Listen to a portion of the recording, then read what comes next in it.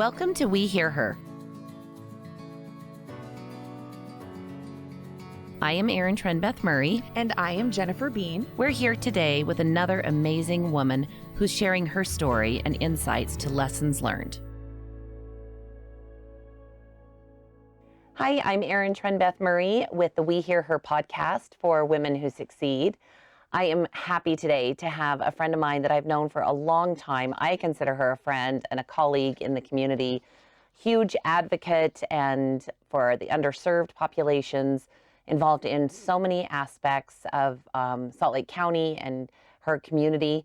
So Deputy Mayor Erin Litvack is with me today, and I'm going to share with you a little bit about her background before we jump into a conversation. Before becoming deputy mayor, she's already had extensive experience with Salt Lake County. She served as the director of Community Services Department for 12 years, and then she was promoted to deputy mayor and chief administrative officer in January of 2017. She has been with the Department of Human Services, Department of Community Services, Criminal Justice Advisory Council and Initiatives, the Office of Partnerships and Collaborations, and of course her work with the homeless population and homeless population services. During the Salt Lake County COVID-19 emergency response, in addition to her massive role that she already had, she served as the operations section chief from March until October of 2020. There are so many different boards and community groups that Erin is involved with and has such a rich repertoire of experiences. Her pride and joy are her two children, and one of them is I need to get the school correct, so I just got it wrong. It's Gabriel. He's a freshman at Full Sail University in Orlando, Florida, and she also has a daughter, Addison, and her husband, David. So with me, thank you, Erin. Thanks for having me. Thanks for being here today. What a ride for you the last, especially 2 years. Yeah. Oh my gosh, between putting your arms around solving the homeless population concerns and issues and everything that's involved with that to COVID, wow, you must be exhausted. Yeah. Are you tired? I'm very tired. Would you like some Gatorade? I would. Or Diet Coke? I'd actually just like a really long beach vacation, to tell you the truth. Yeah, it's been an interesting couple of years. I've learned so much. I think we all have as a community, both self-reflection and professionally.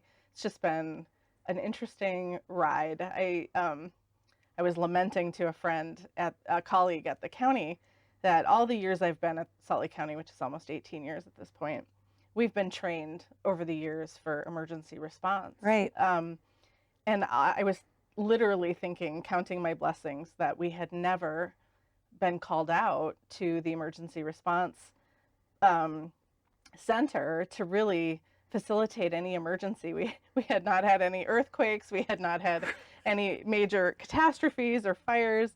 And then they all sort of hit in one year. Yes. And it's been such an honor and a privilege to be a part of it. But it's been a long road. I think we're still on that journey to some extent as a collective community. But yeah, it's been a trying couple of years. Wow. In a weird way, has there been any sense, I would hope, that there's been some, that you've given yourself a pat on the back occasionally, and I know you're a very humble person, but that you've done some good decision making, that you've tried to be true to your North Star to help the community good. Have you had some good reflections on that, of how, have you felt good about yourself, like, this, I did good today, we did good for the community? I definitely don't like to talk about myself. I and know. I certainly don't like to talk but about here you are on a podcast. Thank you. Yes. But, I think we all need to do a better job at that, frankly. Women in particular, I think we go 1,000 miles an hour on breakneck speed at all times. And we don't often take that time for ourselves to really sit and reflect. But over the last couple years, it's been a journey, and I have taken some time to really sit back. I had the opportunity to sit down with Michelle Flynn from the Road Home just last week. My daughter did a mitzvah project for her bat mitzvah where we did some donations to the Road Home. And Michelle and I were talking about the work that's happened in the 2 or 3 years around sort of the revamping, remodeling, if you will, of the whole homelessness system, to try to have a more wraparound services approach to helping people find their way who are experiencing homelessness out of homelessness. And when we were talking, we were just stopping and reflecting that we've made so much progress. It's hard to see that progress because we have seen an uptick in the number of homeless in our community, in particular our unsheltered homelessness, our unsheltered homeless. But the work that we've done and the opening of the new resource centers and the model and the state revamping their structure around homelessness, and the collaborative approach we've taken as a collective community to really wrap our arms around this issue, from everything from prevention and diversion from homelessness to really helping aspire those who are most seriously and persistently homeless to find connections to housing and services in a way that allows them to be happy, safe, stable, productive members of our community. So Michelle's great. It's been great to it was really wonderful to take that time just with her, just to reflect on that. And at work, I have some really excellent colleagues where we do try to take that time and think about, what have we done over the last year? What have we done over the last 2 years? And we've really done some amazing heavy lifts and some really, really special things, both for the homeless community, but our collective community as well. Well, I think that in general, you're known as such a collaborator. You really are. You're known for connecting people. You're known for collaborating. You're known for the networking. And you share the wins with everyone, as good leaders do. Yeah. But I want to know, is it ever just quiet in your house and you're by yourself, or you're going to bed and you're like, yeah, I did good today? Or is that too much for yourself? No, I think there are definitely days where I I put my head down and think, I did some good today. I got a lot accomplished. I tend to be one of those people who's thinking about what I have to do tomorrow. Less so about what I did that day. But, I do try to do that. I'd make a conscious effort to really reflect upon the day. We joke, my husband and I joke that, it's just David and I and our daughter now at home, and our dogs and our pets. And there's a point in the evening where we all kind of go our separate ways. Right. Little quiet time. You need your time. I need my time. My daughter needs her time. And I try to take that time then to really just decompress and not think about things, but also think about, how lucky I truly am and how blessed I am to have the experiences that I've had. You said it best. I don't do any of this by myself, right? Yeah. I have an incredible team of people that I get the privilege to work with and to collaborate with, and to partner with, to work on really difficult systemic solutions and changes to systems that can benefit the greater good. So I also like to take that time to reflect and share those successes with my staff and with my colleagues and with my friends, just by checking in and saying thank you. And you did a great job at this meeting today, and you were fantastic at this today. I think that's one of the most critical things we can do as leaders, is lift people up, because without lifting them up, we don't move forward for the collective good together, and that's critically important. Absolutely. It's never about me. It's about all of it. Do you think you said early on, I don't know if you noticed this, but at the beginning of the podcast, you said something to the extent of, women don't do it enough. And I can, no offense, but I could totally hear like one of my sons saying, dang, I'm good. One of them would say it out loud or to themselves. They are so confident. And so, and they're not, I wouldn't say they're selfish people for sure. No. But they're totally fine with acknowledging that they crushed it. You heard me. I was on my phone with my son right before you came in. Yeah. And he was calling me to tell me how amazing he is because he was able to talk his math teacher into passing him. Well, I don't know if that's something we should be proud about. But because you have such a humble nature, you're a servant leader to the nth degree, which I think is extremely admirable for all people, men and women, to aspire to. What advice would you give to, say, an 18-year-old young woman who just finished their first freshman project, and they had to do it by themselves, and they had to do the research, and it wasn't a team project? What could young Erin say to herself? Oh, it's funny you ask that question. One of the most things I'm proud of at Salt Lake County, that is something that I worked on with an incredible team of women who were in leadership positions at the county, as we developed a women's leadership program at Salt Lake County, where we bring groups of women together to talk about both that self-reflection piece, that goal setting, where they want to be, where they see themselves in 10 years, and the opportunity for each other to network with. Well, I had an opportunity to interview a young woman. She's an intern in one of she's a new staff. She was an intern and was hired on as a full-time staff. And she's finishing her degree. And I had the opportunity to sit down and chat with her about sort of this very thing. And her question was, what advice do you have for me as a young leader? And I specifically said to her that it was important for her to take time to honor the wins and honor the progress that she's made, not be so focused on where do I want to get to next, but actually take time to reflect on, what did I learn? What could I have done better? And then what am I proud of that I've accomplished, and what I've been trying to do to build myself. And so we had just that very conversation. So I'd say, as we've just discussed, take that time to reflect and to celebrate the wins. It's something as a society that we don't do very well. We're always on to the next thing, or moving on to the next thing. It's like a checkbox. But there's something inherently important for your confidence, your self-esteem, your learning, to take that time to actually do that reflection, and to ask people, how did I do? How could I have done better? I think those are just important things that we as a society don't necessarily take the time to do. So that would be the advice I would give. And to not be hard on yourself when you do make a mistake, and to own your mistakes, because sometimes those are the best places to learn and grow. So you own it, then you move on. That's right. Don't do that one again. That's right. Do a different mistake. Try a new one. Try it on. So you have been with the county 18 years. Yes. You have had different mayors that you have. Three. Yeah.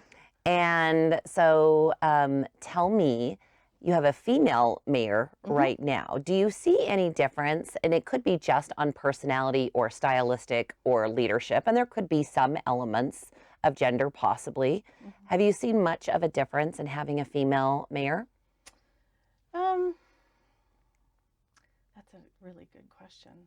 And I have thought about that a little bit. I think without divulging too much. Right. Secret government service. Every mayor is very different, and how they approach things is very different. I think so I've worked for Mayor Peter Crew and Mayor Ben McAdams, and I think there's an inherent level of what you talked about, that confidence that in particular men have in leadership positions. And I think Mayor Wilson has that in spades. Yeah. But the style differences really are, I think some mayors think more internal, some mayors think more external.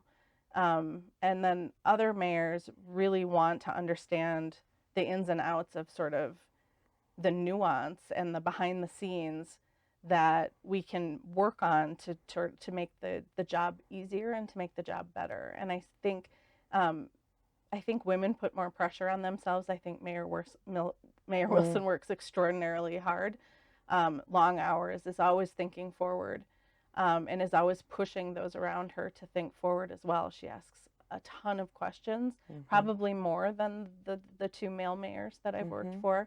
But I think inherently women want to know and understand structures and systems and how things function. I wouldn't say all women. I mean, this is definitely, there's definitely different types of leadership styles. But I think that women have this, in general, sense that they have to prove themselves to build that confidence, that they have to have all the answers. When in fact, I think they don't. But I think in society, from a society perspective, they feel like they have to prove themselves, where I think men who find themselves in leadership positions don't necessarily aspire to prove themselves as to more just to accomplish. And I think we as women feel like we have to prove ourselves first before we can accept those accomplishments. And so I do see some of that in the different styles that people approach their work from. I think you're dead on. I mean, I definitely, we're talking in generalities here. There's always nuances to that. Of course. But, you know, this is probably, we've done like 45 podcasts. You're not saying anything that isn't completely off the rails, like, oh my gosh, Erin Litvack's got crazy ideas here. I mean, I think one thing that I've been reflecting on a lot today especially is I've been thinking about generationally with women. So I'm 52, and so thinking about my desire and need to prove myself my whole career, and kind of pushing, I feel like just kind of pushing, not in a bad way, but just definitely to prove a sense of must have credibility, must prove. And my son's friends that are females, it's just kind of a given. Like to my son, they're like, well, yeah, of course she's going to do that. Or yeah, she's of course going to, like, it's not quite the same as it was with my male peers when I was in college and in my 20s and 30s, you know, a little different. So I think there's some generational stuff too. I do too. Possibly. I would agree. I would agree. What do you think it'll be like for your daughter when she's in her 20s? You know, it's interesting when I think about her. She has some of those same perfectionist qualities as her mama, as her mom, but also just generally, she wants to do everything right. And I think it's interesting though, because she has some of those qualities of confidence that I see in my son. My husband and I, you know, reflect sometimes on my son. He does movie reviews. And he, you know, he's doing reviews from some of the greatest filmmakers in the world. I mean, he just did one yesterday that he posted on Facebook about the new West Side Story movie, and had every confidence to be critical of Steven Spielberg's film on West Side Story, and didn't even bat an eye at it. You're like, it's West Side Story. And so he, you know, he has the confidence to express his opinion no matter what. And I see my daughter be more hesitant in some of that. But then there are times where I see her embrace that confidence that her voice matters and what she thinks matters. And so it's a bit of a nuance. It's a bit of both. It's really interesting. And part of me wonders, you know, what social media has to do with that. You know, they've spent a lot of time online, you know, during school and during COVID, and they've learned to communicate differently and express themselves differently. And you have to be more forthright when you're probably online, right, than when you're in a classroom. And I think that's helped develop maybe some of those skills of, I need to stand up for myself, or to get my voice heard, I need to be a little more forthright in what I'm thinking. And I see that confidence in her, but I also still see that sort of perfectionist, prove myself mentality, not to the same extent. Not to the same extent as her mom. Not. Well, I have to tell you, I mean, I've admired you for so many years, and from one of my previous roles, and I've always seen you as so incredibly bright and articulate. And when you're in a one-on-one, a small group, or a large meeting, you convey your thoughts, you're listening deeply and intently to others. You've always asked thoughtful questions. I can feel that, you know, when we were first starting out with the homeless meetings years ago, you really would dig for deeper underlying information, that intellectual going on, that the wheels spinning in your head, and asking hard questions. I always found you to be, I don't know what the words are exactly, but politely direct, which I appreciate so very much. That's my Midwestern roots. I love it. You're just like, I'm just going to say how it is. Here's my question on this. You know, like that would be, here's what I need you to help me understand. Like, and you're not being rude. You're just being transparent and genuine and direct. I've just loved it. Thank you. I definitely attribute that to my Midwest, my Midwest upbringing. There's definitely a directness culture where I'm from, and my parents, frankly, always said, ask questions when you don't know, because you need to learn. If you don't understand an issue well enough, it's impossible to formulate a good path forward or to be contributory towards a positive solution. And so, I was raised to kind of say it like it is, but in a way that doesn't hurt someone's feelings, right. You can be inquisitive without being condescending, and you can be thoughtful about how you ask the difficult questions and how you have those conversations, because you have to try to remember where the person that you're speaking to is coming from. They may live, breathe, and eat this issue, and I'm just learning about it and getting up to speed on it so I can help be a contributing factor to positive solutions. So I appreciate that. It's a quality that can be hard in Utah at times. Oh yeah. That people sometimes struggle with, I think, with strong women, but it's definitely a Midwestern quality. I have a lot of friends that live here that came from the Midwest as well, Yeah. who are very, very similar, have very similar styles in that way, that they're very forthright and direct, and what you see is what you get. Yeah. And to me, that's part of my overall integrity is I don't think you'll ever be surprised by what I'm thinking or who I am. I'll be honest and forthright, but I'll do it in a way that I hope is received well and kind. Oh yeah. Because you don't do anything by knocking anyone down or making them feel as if they're not doing enough or working hard enough, because it's not productive in the overall grand scheme of things. So. Well, I just want to tell you thank you so much for your tireless work. I know you work long, long hours for many years. Yeah. We are, yes, in the pandemic. Yes, we have a massive undertaking with so many elements in Salt Lake County, with growth, with homeless issues, with housing issues. But you've been doing hard work for 18 years. That you have really rolled up your sleeves. I want you to know it hasn't gone unnoticed. And I appreciate you serving on behalf of our community. So thanks for being with us today. You're welcome. It's been a privilege. It's been a real journey and fun to watch some really incredible things come about, because you had the opportunity and the privilege to work on them. So been very blessed. Thank you. You're welcome. Well, that is it for this episode of We Hear Her. Thank you to Deputy Mayor Erin Litvack, who affectionately loves to go by just Erin. But I will see you next time for the Women Who Succeed podcast. Thanks again. Thank you for taking time to hear her. Join our efforts and learn more at womenwhosucceed.org. A big thank you to our sponsor, the Clark and Christine Ivory Foundation.